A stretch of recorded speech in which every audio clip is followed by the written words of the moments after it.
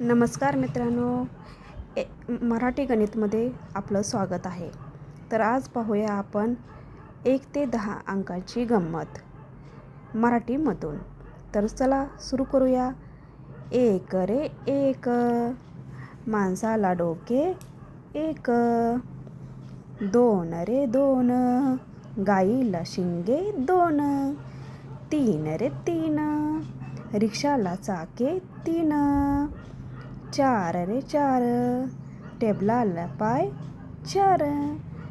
5 रे 5, हाताला बोटे 5.